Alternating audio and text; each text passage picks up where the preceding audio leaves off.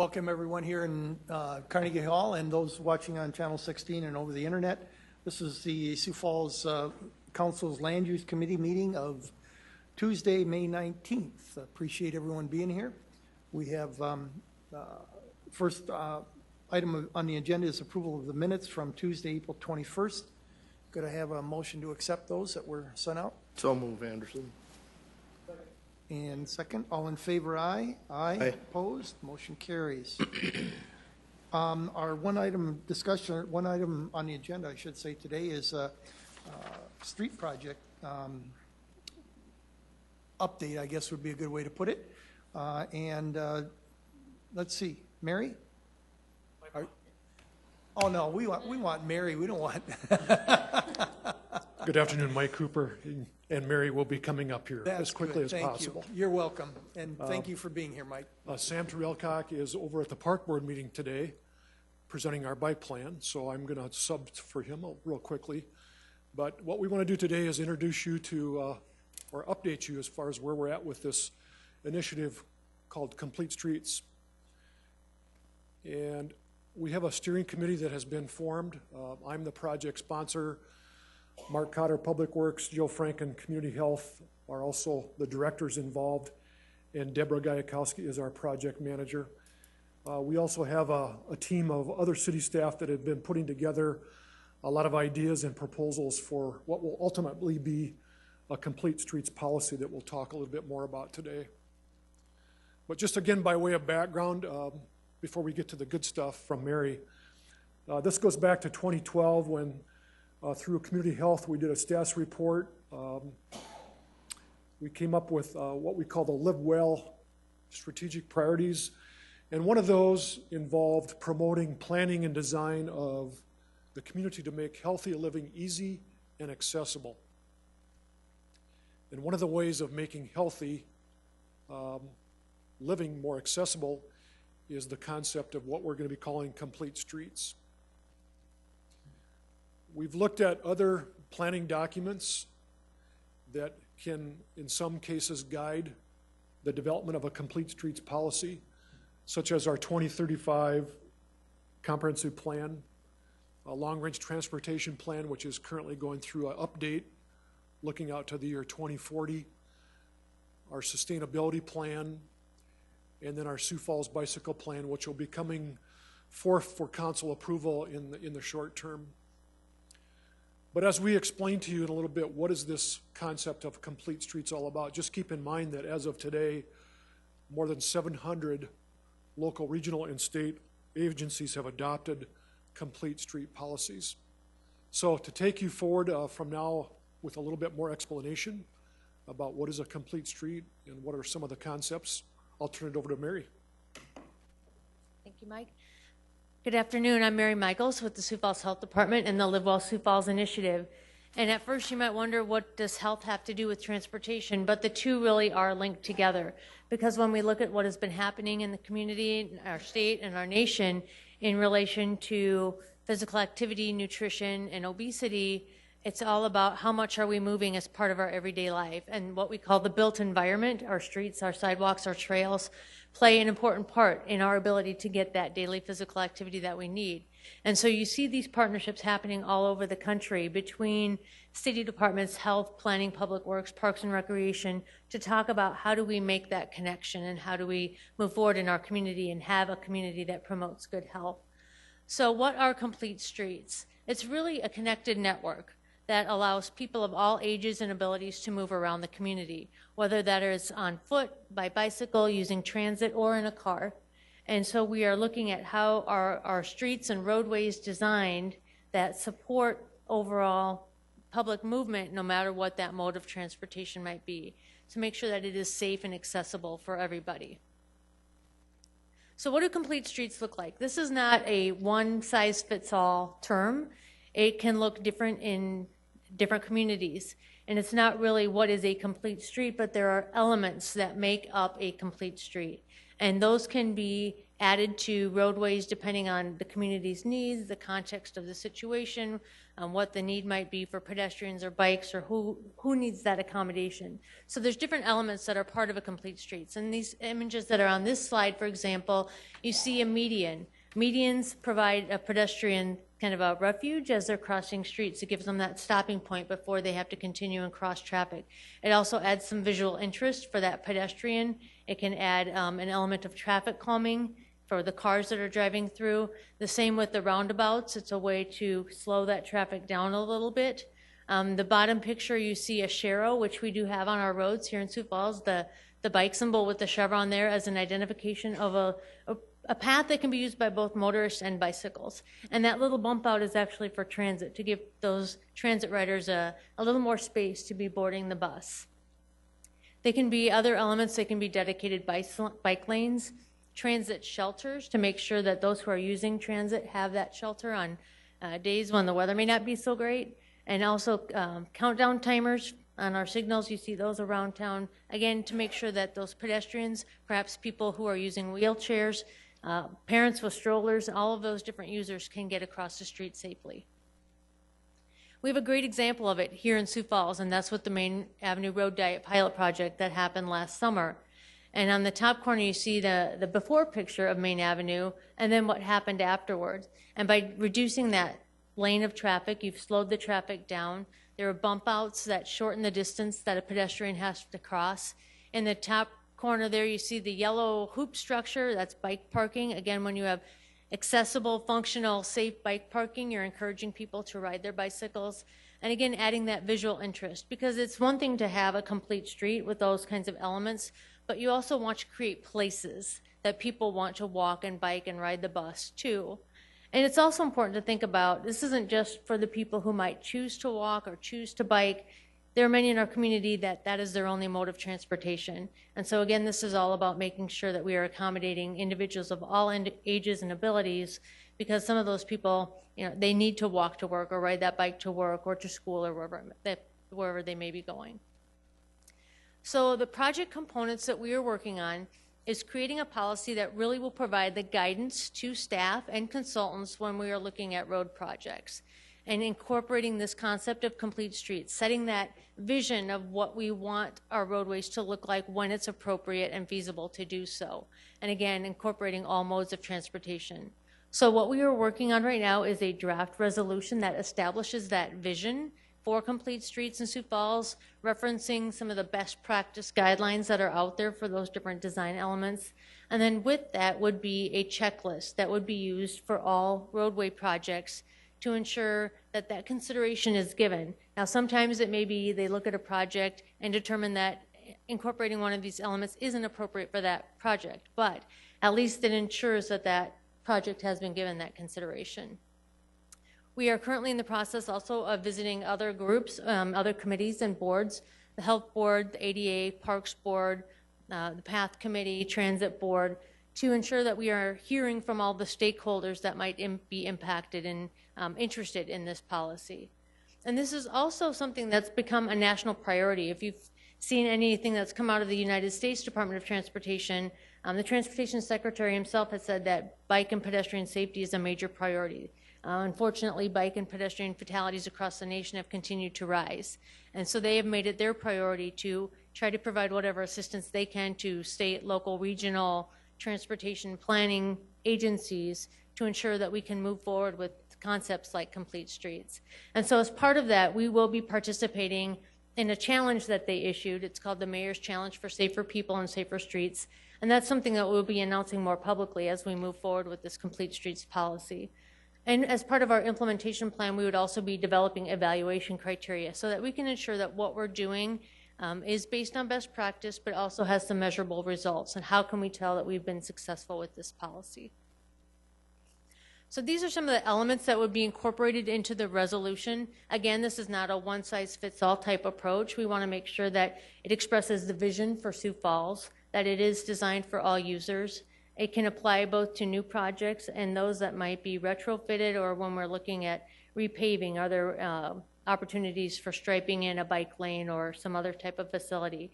It's encouraging that connectivity around our community. that it's adaptable to all the agencies that are involved in these projects, that's using that best practice guidelines and design guidance, and that it's sensitive to the context of the community. Again, there might be projects where it's not appropriate. We want to look at the context of the project. That there are those performance measures established, and there is an implementation plan to move that forward. So our next steps right now, and I'll invite Mike back up at this time too in case you have any questions, would be to be bringing this forward for City Council informational presentation, and then a consideration of the resolution by City Council. And then with that, we would also be moving forward with the implementation plan. So we're happy to answer any questions you might have. And actually, Councilor Jameson, I have to say I was glad to hear you use that term free-range kid, because if you were able to attend any of the presentations we had with Mark Fenton when he came in, that spurred a lot of this discussion as we looked at why aren't kids free-range like they used to be, and a lot of it is having that safe, connected community where kids can walk and ride their bikes to school or to the pool or wherever it might be, or to get to the bus, so if they can get on that bus and go to the pool or to the library. So that's exactly what this kind of approach is designed to support. I'll just follow up that the policy that we're working on is a very high-level general policy that kind of lays out some ideas of what Mary has gone through with you today. And then keep in mind that what we're attempting to do with a checklist would be not only to address city-initiated projects that are funded through our capital improvement program, but also developer projects. If a subdivision is being planned, or a shopping center or commercial development is being planned, there's some areas there that we could also look at that would helpfully address complete streets policies. So I think it's going to be really exciting to adopt this. Like we said, a number of cities have been doing this for quite a while, and so we're really interested in moving this one step forward to reality. So what we'd like to do again is move forward with that proposed timeline, if that is acceptable to the Land Use Committee. Okay, thank you very much. Might as well just stay there and see if there's any questions. Councilor Jameson or Councilor Anderson? You have one? Great. Thank you. So certainly it makes sense to have all of those. You had a slide, I'm trying to find it, that represented some of the groups of people you were. Yeah, oh, right there. There you go. I think that's it. Support of stakeholders, Park Board. Right, it does make a lot of sense to have everybody kind of weigh in. The resolution would only serve as a guidance, as a matter of fact, of principle. It wouldn't outline restrictions or details regarding any one facet. It's just more of a general support. Yeah, the checklist would be a little more specific about what things we would want to consider in reviewing projects, and we would be presenting that as well with the resolution, so that you knew what kind of areas we would be addressing. Would you see it that later on that a road project would be proposed, and whether or not it met the complete street criteria check, yes or no kind of a approach? Well, it would be more of a, as you're going through the design process, you would be checking off pedestrian accessibility, bicycle accessibility, transit accessibility, those kind of things you would be looking at as the project is going through the design process. And I would just add too that the resolution does reference when exceptions could be made. For example, if the cost of making the accommodation outweighs the potential usefulness of it, or if there's just certain like highways, freeways, there's certain projects where these wouldn't necessarily be incorporated. But with the checklist, in addition to that yes or no, yes, we've considered pedestrian facilities, or no, we don't think it's appropriate, they will be asked to provide an explanation of why or why not that might be appropriate for that particular project. So it is a thorough consideration of these elements. The most of the streets that would be built would be new arterial streets. Correct. Where the city is funding it versus the developers, and so it would be probably amongst us that would decide whether it was really relevant or not versus right. The arterial streets would be one that we would be reviewing internally with our design consultants. But other examples would be like downtown street projects that go through our CIP. Those would also be looked at in terms of complete streets. And the way that we are going to structure this would be that a number of city departments would come to the table and review these: health, public works, engineering, parks, those entities that would really have some interest in the complete streets policy itself. And then, as I said before, when there's a private development project, then we would also open that opportunity up to the developers to look at complete streets. It would not necessarily be a requirement, but it would be something that we would want to encourage them to look at, just from a community-wide process. And just if I could, Yes, go ahead. would sidewalks fall into that same discussion? Yep.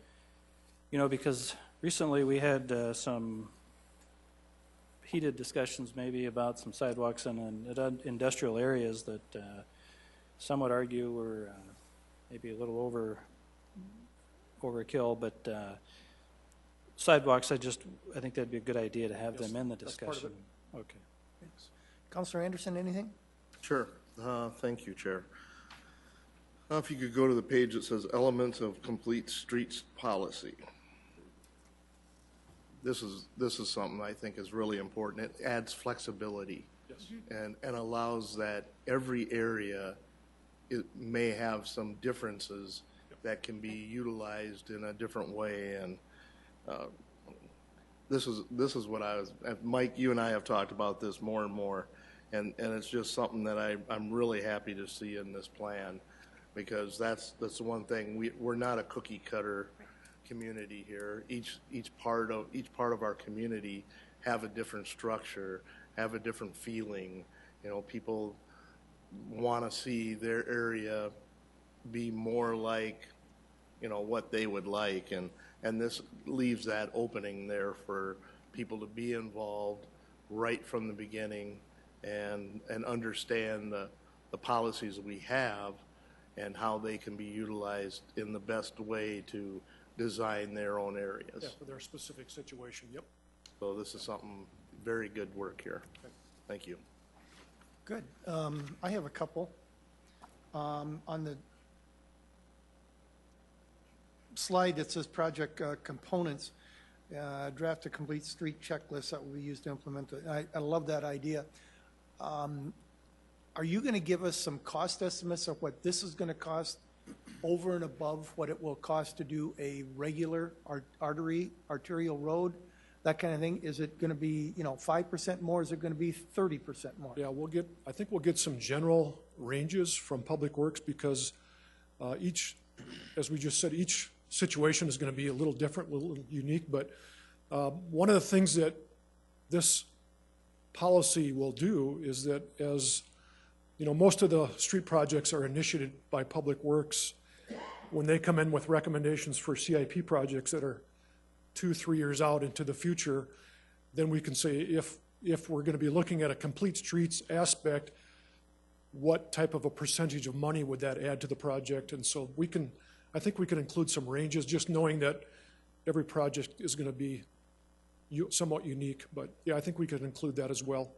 This ends up being a quality of life item again of, do we want to have bikes? Do we want to promote bikes? Do we want to promote bus riding? Do we want to have nice streets that are wider and we're able to get around nicer or And easier remember, on it's them? all about healthy living. It's not about just moving people faster, but it's Yeah. being healthier. But it is moving people efficiently, moving them safely, and it's important to know those hard dollar costs. But, when we were talking about the bus ridership, if we start kids young now and they grow into bus riders, there are long-term effects. And the same thing can be happening here, because if we are building a community where it's easier to walk and bike and use transit, which is actually part of active transportation because you walk or bike to that bus stop, and we're getting people more active in their everyday life, encouraging that physical activity, you're going to see health benefits. It may not happen next year or the year after, it's going to be down the road, but there will be health benefits. Hopefully we're going to see a decrease in bike and pedestrian crashes where there are injuries or fatalities. We're going to see maybe a little less congestion on the roads if people are using alternate modes of transportation. And really, when we start looking at these projects from the beginning, from the design, and moving forward, they will be more cost efficient than trying to go back and retrofit something later. So That becomes very there's expensive. economic benefits as you're promoting that connectivity around your community. There's Many studies coming out now that show that these communities with the higher walk scores or the bike scores or these connected communities with complete streets actually see benefits in higher housing values and office rents and retail sales. So we look forward to trying to figure out how we will measure that for Sioux Falls, but there are added benefits to this. I have two other things. One of the things to keep in mind is the Councilor Jameson said is sidewalks. I put down park accessibility too, reminding planning and zoning that where we want to be within 1/2 mile of a park, everybody, every house. And so that would be something that would, might consider when we're designing roads or putting them in or where the developments are, that kind of thing. And the last thing I had was, you're planning on coming to us on June 9th for informational presentation, which would be kind of a little more detailed than this? Yes, the intent then would be to actually have the policy in final draft to look at, along with the checklist. I of 215 consider the resolution. Nothing in government works that fast, so you've been working on this already? Yes, we've had a jump start on this, Okay. but we wanted to kind of give you an update of where we're at before we move on to the final finish line here, so. There you go. We want to If that complete was our, going to get done that quickly, I have some other projects for you guys. okay, we want to complete our Complete Streets program here, so, Okay, yes. good. Any other comments? Yes, Councilor Jameson. I just have to say, as far as complete streets go, I don't know if you've got it in here. I know you mentioned the Main Street diet as a way to get, where you talked about buses and the way that they allow pedestrians maybe more room to load or something like that. But perhaps there's an opportunity for creating a little notch off of the roads so that the buses actually get out of traffic so that the rest of traffic can go while they're loading. I know they have to merge back in, and that's a problem, but I really think that as far as complete goes, I would just see that as an element of a huge improvement. Yeah, kind of a little bus drop-off area that it would be something that we'd have to look at in terms of how many people we're picking up, because it would basically be adding another driving lane to make room for a bus to pull off out of the way of traffic. So, that's something that we would look at. We have something like that on North Phillips Avenue, up by Falls Park West is one example, but that's what you're talking about, Oh, you'll have to show me. where there's enough room for transit to actually, the trolley can actually pull off and pick up people outside of the driving lane. But that's what you were talking about, I believe. Yeah, I'm just not, I'll have to go investigate. And transit is represented on the project team, and then in our checklist, transit would actually be one of the check boxes to look at what elements related to transit could possibly be incorporated. Okay. Good.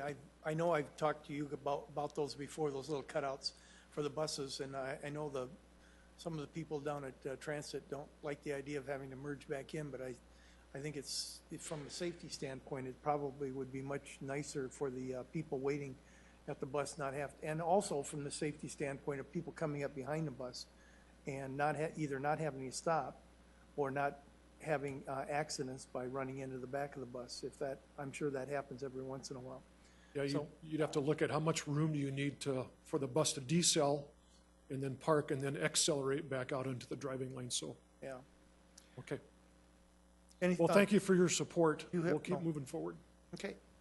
Thank you very much. We'll look forward to having your final or your report. That checklist ought to be interesting. Any other open discussion for the committee? Okay, I will adjourn this meeting. Thank you.